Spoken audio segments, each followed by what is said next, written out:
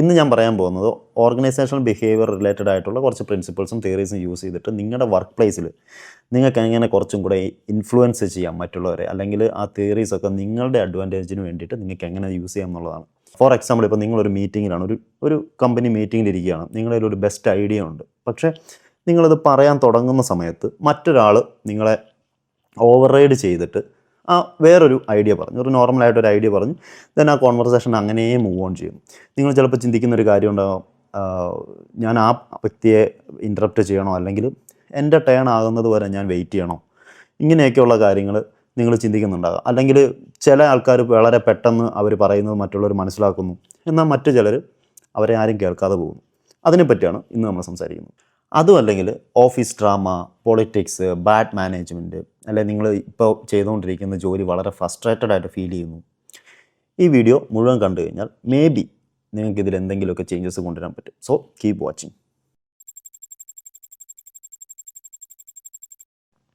Let's be honest, ചില ദിവസങ്ങളിൽ നമ്മൾ എണീക്കുന്ന സമയത്ത് നമ്മൾ വളരെ മോട്ടിവേറ്റഡ് ആയിരിക്കും. നമുക്ക് ജോലി സ്ഥലത്തേക്ക് പോകാനും ജോലി ചെയ്യാനായിട്ടൊക്കെ വളരെ ഒരു ഭയങ്കരമായിട്ടുള്ള ഒരു മോട്ടിവേഷൻ ഫീൽ ചെയ്യും, അല്ലെങ്കിൽ we feel really amazing.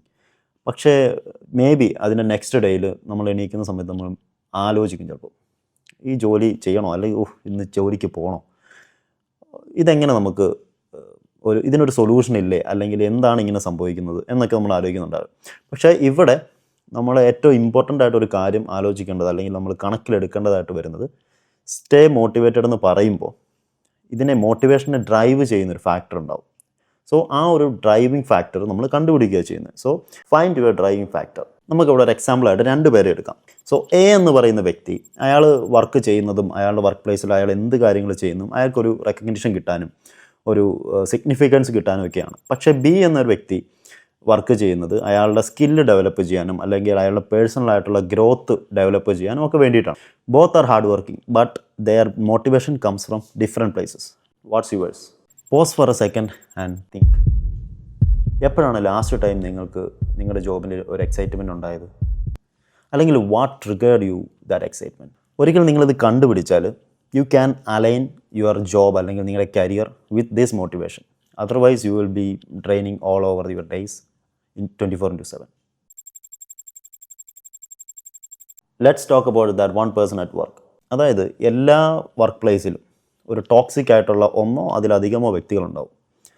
We cannot avoid those people, but we can control how we react to them. Here is a simple framework: detach and redirect.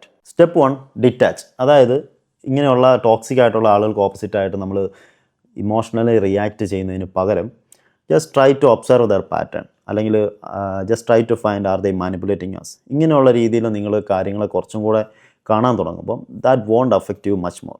Step 2, redirect. അതായത് ഇതുപോലുള്ള ടോക്സിക് ആയിട്ടുള്ള ആൾക്കാർക്ക് വേണ്ടി time കളയാതെ, വേസ്റ്റാക്കി കളയാതെ, you can align with your self the people support U.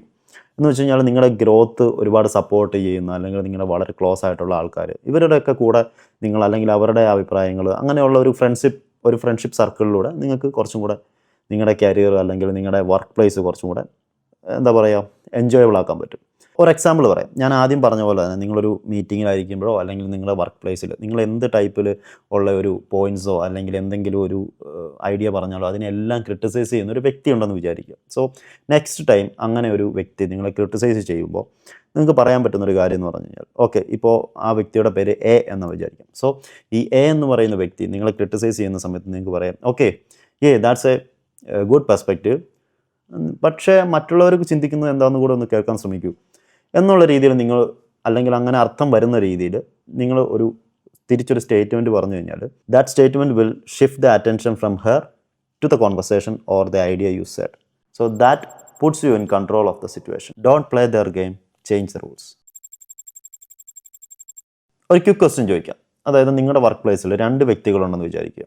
ഒരാൾ highly സ്കിൽഡാണ്, മറ്റേ വ്യക്തി എന്ന് പറയുന്നത് ഒരു നോർമൽ അല്ലെങ്കിൽ മോഡറേറ്റ്ലി സ്കിൽഡാണ്, പക്ഷേ അയാളെ എല്ലാവർക്കും ഭയങ്കര ഇഷ്ടമാണ്, വളരെ ഇഷ്ടമാണ്. സോ നിങ്ങൾ വിചാരിക്കുന്നത് ഇതിൽ ആർക്കായിരിക്കും പ്രമോഷൻ കിട്ടാനായിട്ട് വളരെ ഈസി?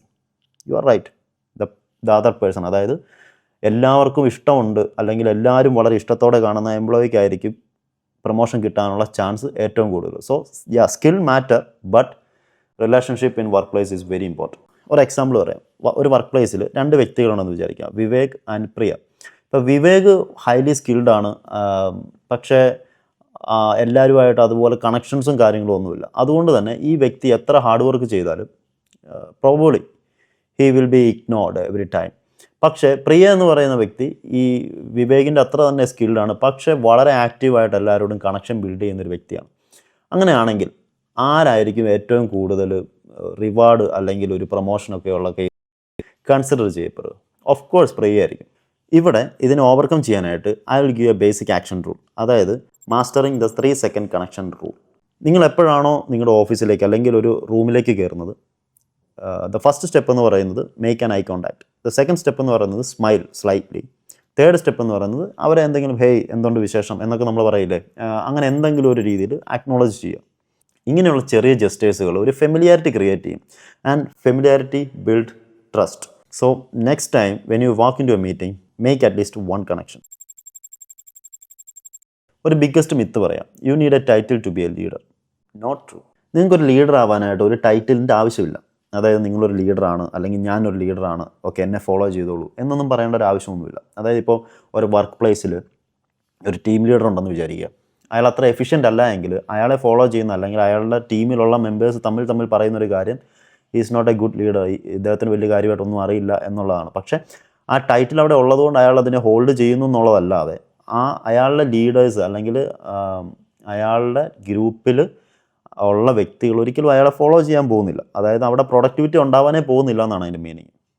ഒരു ലീഡർ എന്ന് പറഞ്ഞു കഴിഞ്ഞാൽ അയാൾ ചെയ്യുന്ന കാര്യങ്ങൾ, അയാളുടെ ആക്ഷൻസ് അയാളുടെ ടീം മെമ്പേഴ്സിനെ വളരെ കൃത്യമായിട്ട് ഇൻഫ്ലുവൻസ് ചെയ്യണം. ഒരു എക്സാമ്പിൾ പറയാം. നിങ്ങളുടെ ക്ലോസ്ഡ് സർക്കിളിലോ അല്ലെങ്കിൽ നിങ്ങളുടെ ഓഫീസിലോ എന്തെങ്കിലും ഒരു പ്രോബ്ലം വന്നു കഴിഞ്ഞാൽ ആദ്യത്തെ വ്യക്തി ആ പ്രോബ്ലം വന്നോ അല്ലെങ്കിൽ അതിൻ്റെ കാരണങ്ങളെയൊക്കെ ബ്ലെയിം ചെയ്യുന്നെന്ന് വിചാരിക്കുക. മറ്റേ വ്യക്തി അതിന് വേണ്ടിയിട്ട് ഒരു സൊല്യൂഷൻ കണ്ടുപിടിക്കാനായിട്ട് ഓടുന്നു, അല്ലെങ്കിൽ അതെങ്ങനെ അതിനെ സോൾവ് ചെയ്യാം എന്ന് ചിന്തിക്കുന്ന ഒരു വ്യക്തിയുണ്ടെന്ന് വിചാരിക്കാം. സോ ഇതിലാർക്കായിരിക്കും ഒരു ലീഡർഷിപ്പ് ഉണ്ട് എന്ന് നിങ്ങൾ കരുതുന്നത്? ഇങ്ങനെയുള്ള വ്യക്തികൾ, അവരെ നമ്മൾ കൂടുതൽ ഇൻസ്പയർ ചെയ്യാൻ തുടങ്ങും. സോ അതാണ് ശരിക്കും ഒരു ലീഡർഷിപ്പ് കൊണ്ട് ഉദ്ദേശിക്കുന്നത്. ഒരു റിയൽ ലൈഫ് എക്സാമ്പിൾ പറയാം. അതായത് ഇപ്പോൾ ഒരു കമ്പനി ഒരു എംപ്ലോയീസിൻ്റെ സാറ്റിസ്ഫാക്ഷൻ ലെവൽ അല്ലെങ്കിൽ അവർക്കൊരു എന്തൂസിയാസം ഒന്നും വരുന്നില്ല, ഒരു എൻവയോൺമെൻറ്റിൽ വളരെ ഒരു ഡൗൺ ഫീലിംഗ് ഉണ്ടാകുന്നു എന്ന് വിചാരിക്കുക. ഈ മാനേജ്മെൻറ്റ് ഇത് ഫിക്സ് ചെയ്യാനുള്ള ടൈം, അവർക്കൊരു ടൈം ഉണ്ടാവുമല്ലോ. സോ ആ ടൈമിന് വേണ്ടി വെയിറ്റ് ചെയ്യാതെ അതിലുള്ള ഒരു വ്യക്തി, ഒരു എംപ്ലോയി സ്വയമേ ഇനീഷ്യേറ്റീവ് എടുത്തിട്ട് കുറച്ച് ടീം ആക്ടിവിറ്റീസ് ചെയ്യുന്നു, അല്ലെങ്കിൽ സ്ട്രഗിൾ ചെയ്യുന്ന ഏതെങ്കിലും കുറച്ച് എംപ്ലോയീസിനെ ഹെൽപ്പ് ചെയ്യുന്നു. ഇങ്ങനെയൊക്കെ ചെയ്ത് അയാളൊരു പോസിറ്റീവ് എൻവയോൺമെൻറ്റ് ആ കമ്പനിയിൽ ഉണ്ടാക്കുന്നു. വിത്തിൻ മന്ത്സ് മേ ബി അയാൾ പ്രൊമോട്ട് ചെയ്യപ്പെടാനുള്ള സാധ്യത വളരെ കൂടുതലാണ്. Why? Because leadership is not about authority, it's about taking initiative. ഇവിടുത്തെ ഒരു ആക്ഷൻ പ്ലാൻ എന്താണെന്ന് വെച്ച് കഴിഞ്ഞാൽ, do at least 1 leadership action per week. First one എന്ന് പറയുന്നത് take an initiative in a project. Second one, help an employee in your office. Third one, share an idea in a meeting.